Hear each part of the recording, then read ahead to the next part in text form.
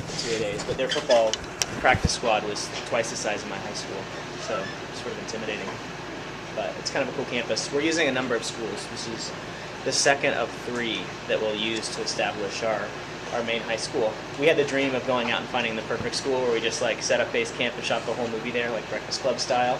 But it turns out in this movie, well, to find all the locations that we needed, we had to kind of combine a number of schools, and we're kind of all over the place because we're in and out of houses and other high school hangouts. So we've been moving all around Los Angeles, and this is our furthest location away, but we're using it for. We're actually shooting a scene right now, which is the exterior of a grade school of one of the the main character's younger brothers, who's picking him up from grade school. Then we're using it for like a science lab and a montage, kind of racing through a rival high school. And we built a set in their shop. We turned it into an art room for us. So we're shooting all around town. But our main location is the school, John Burroughs Middle School in Hancock Park, which is a 1920s high school that feels very East Coast, very brick. It has kind of a lived-in feel, which sort of kind of really captures what we're looking for in this movie. They actually shot Pretty in Pink, much of Pretty in Pink there, and along with a number of other movies. But while we're shooting in Los Angeles, we're playing it for Midwest, like Michigan. And so a lot of the Los Angeles schools have things that are really definitively Southern California, like outdoor cafeterias and hallways and whatnot. So we did a lot of location scouting to find a school that felt like it could have been in the Midwest setting. So. What else? What do you guys want to know? You should want me to give you the just kind of general overview of the movie and kind of our cast of characters. Then that way you can talk to them later, which is far more interesting than talking to me.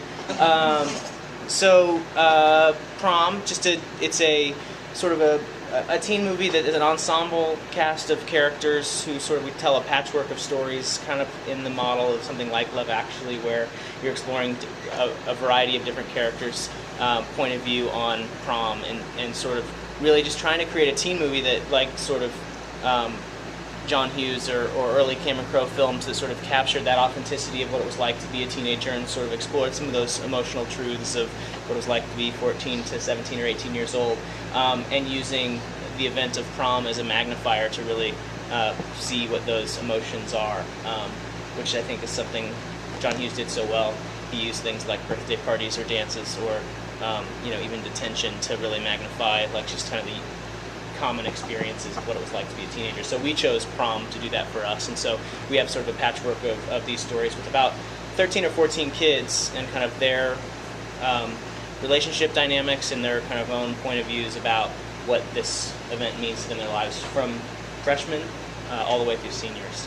So, and in our ensemble we have predominantly new faces. Some kids that have not, this is the first time they've ever come to set, where we have to explain to them, like, these are your marks, and this is where you should look and not look,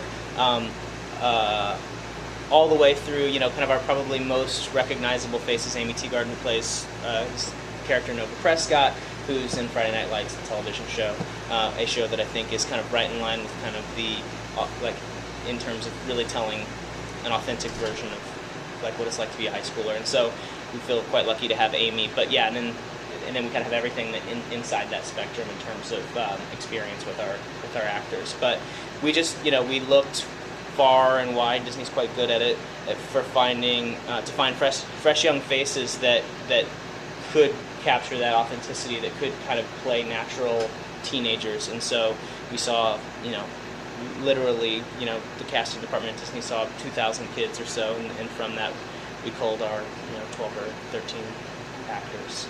So that's kind of the broad strokes overview, but definitely kind of aiming for something that's real, that is in that kind of Hughes or Cameron Crowe feel, and not just trying to stay away from the more kind of candy-coated version of high school that is done all the time and is quite successful. But with this one, we just wanted to go for something a little bit different.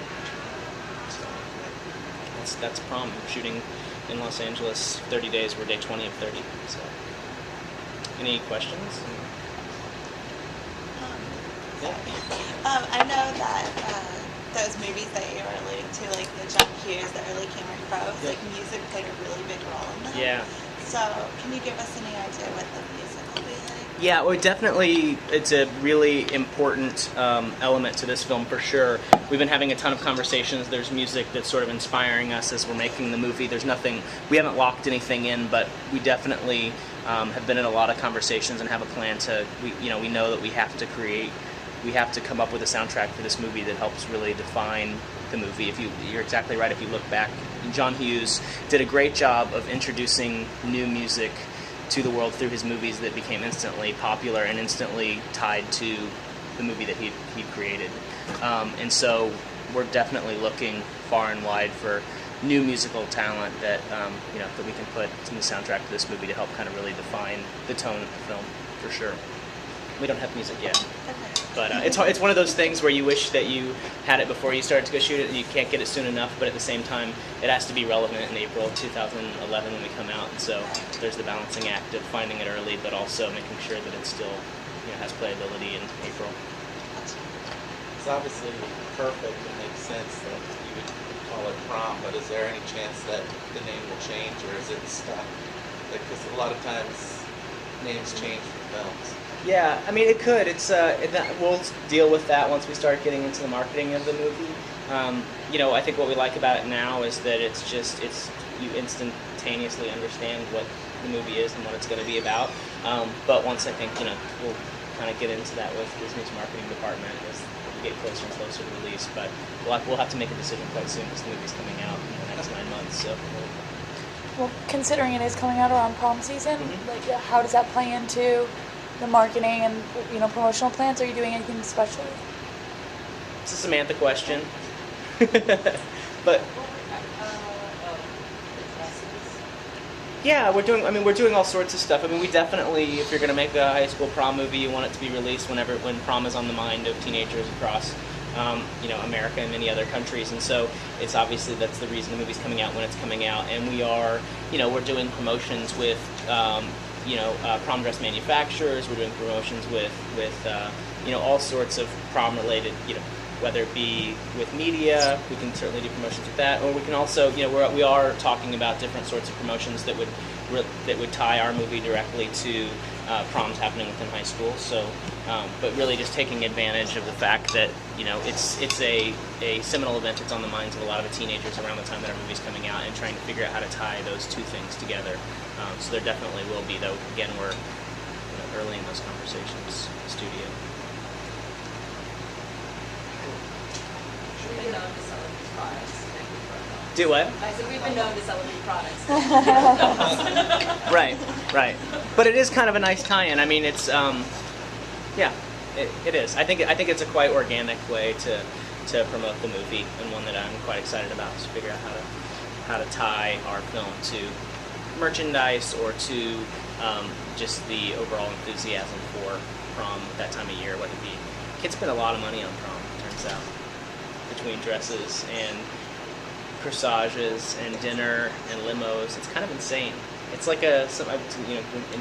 doing the early research for this movie, it's something like a $6 billion a year business, prom. And the amount of money that teenagers spend, it seems kind of insane. It's like near like $600 or $700 or something, I can't quite remember. But I'd done some research and it just seems kind of insane. But you realize that it is a pretty significant event. Everybody remembers their prom, whether it was like I didn't go, or I remember my prom date and it was amazing, or I remember prom date was awful, or I went with my friends. But it is this kind of common experience that I think people have, and it's one that graduation and the parties that come with it are kind of something you do for your parents, and then like the next big thing is perhaps a wedding. But like that first real event where you like get dressed up and get to be an adult in a lot of ways, or for a lot of people, is prom. And so I think that's one of the things that makes it kind of special.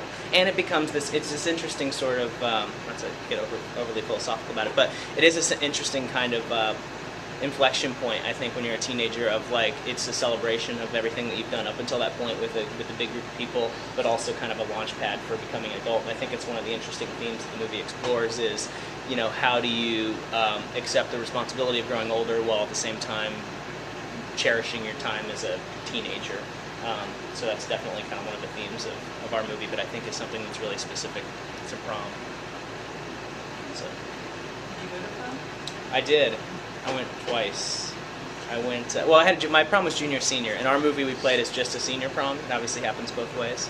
But I went to prom twice. One prom that took place in my gym, another took place at an officers' club on a military base, and one with Nyla Pauly and one with Kristen Korkstein. What's the high school name? Brookside It's gonna be Brookside. What's the Yeah. mascot? Bears, Brookside Bears. Yeah, it was a lot of. We debated it. This is a funny story. So the name of the school is Brookside, only because we were trying to find a name that felt like it could be a school in the Midwest. And I'm from Kansas City, and so this is a neighborhood I really like in Kansas City called Brookside. And so I pitched that to the director, and he liked it. And then the Bears was just, we chose from a lot of names, the Bears just seemed right. And then when we went to shoot, our first week of shooting at John Burroughs Middle School, which is in Hancock Park, it's in the Brookside neighborhood, which you know how like in Los Angeles, like even within a city, even within Hancock Park, there's like the little blue signs that's like, you know, Parthay Circle or whatever, but it's Brookside, and the school mascot's the Bears. But we chose both of those things after we had decided that we would be the Brookside Bears, which is sort of a strange coincidence. So, anything else? Yeah. So we're shooting. I can tell you what we're shooting before we get out there, so that I'm not loud once we're there. But so this is a scene, like I said, that takes place in front of. It's actually, we're playing it as a grade school this morning, the exterior of a grade school, and Thomas McDonald, who plays Jesse Richter, who's sort of Jesse and Nova are kind of our two characters, the seniors, and are kind of it's played by Thomas McDonald and Amy Teagarden. They're kind of our senior romantic leads in this movie. She's kind of the true believer, involved in everything, senior who's setting out to plan the perfect prom for her high school class and for herself, and she's sort of forced to after some stuff goes wrong, she's sort of forced to work with this kid played Jesse Richter, played by Thomas McDonald, who is kind of the misunderstood sort of bad boy character in our movie and kid at this school, and so the two of them are sort of forced to work together. And so this scene takes place when Jesse is going to pick up his younger brother, Charlie, from grade school, and he finds that Nova is there kind of waiting for him. He's sort of missed one of their, they had this argument several nights before. He missed one of their meetings, and so she's kind of showed up to confront him about that. And so that's the scene that we're shooting this morning, and then we'll move inside. Can we have the proper spelling of your last name? Yeah, Springer, Springer. Okay, cool. So we'll go outside and watch some